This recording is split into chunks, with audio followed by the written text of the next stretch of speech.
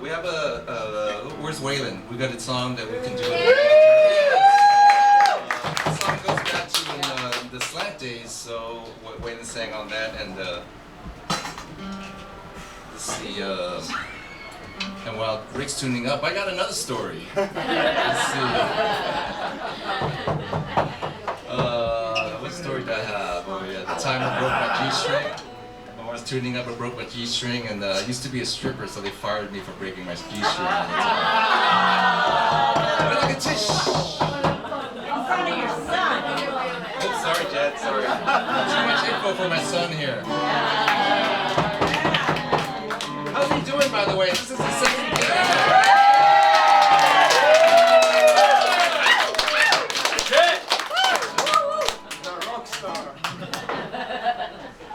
Sorry. So, Corky, one of my fondest memories of Corky is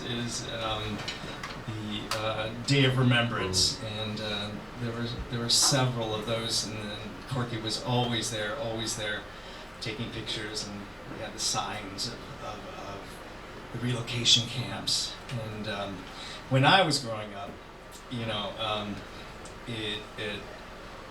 I never heard about the relocation camps from my grandparents, from my parents. Not at all. They didn't talk about it at all. And the only snippets of conversation that I heard were around the poker table, and my grandparents were talking, and my uncles and aunts, you know, they talking about, oh, the food at camp. Do you remember the Fujitas? You know, they were down the road at camp, and I kept on thinking, oh, this is like the summer camp for Japanese Americans somewhere in California. And it wasn't until in 1976, Friday night movie of the week came up, and it was Farewell to Manzanar. And it was then I realized that this was the camp that they were talking about.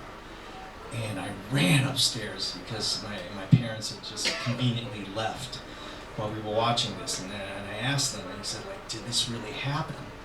And they just said yes. And that was it. They didn't say anything. And in that yes, I realized that this is just something you don't talk about. Nobody ever mentions it. And I'm just gonna relay this real quick. My Uncle Harry, years later, when the Redress movement was coming up, and more people were coming out to talk, and my Uncle Harry comes up and talks to us. I think he was like about 13, 14 at the time, and tells about his experience at camp. And he wears the little tag, the luggage tag on his vest, and comes in a tweed sports jacket, and he starts telling us about being moved from the home, being taken, being on the train, and then he starts to cry. And I'd never seen my Uncle Harry like this before, ever. And it was then I realized that this is why nobody talks about this.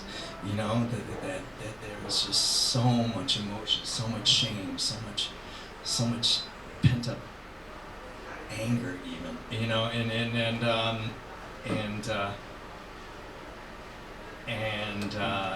it wasn't until years later that I was able to tell him, you know, I really appreciate you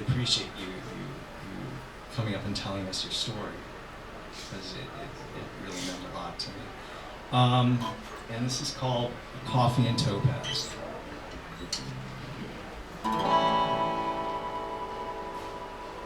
I want land, lots of land under starry skies above. Don't fence me in, let me ride through the wide open country that I love. Don't fence me in, let me be by myself in the evening breeze. Listen to the murmur of the cottonwood trees. Set me off further, but I ask you please, don't fence me.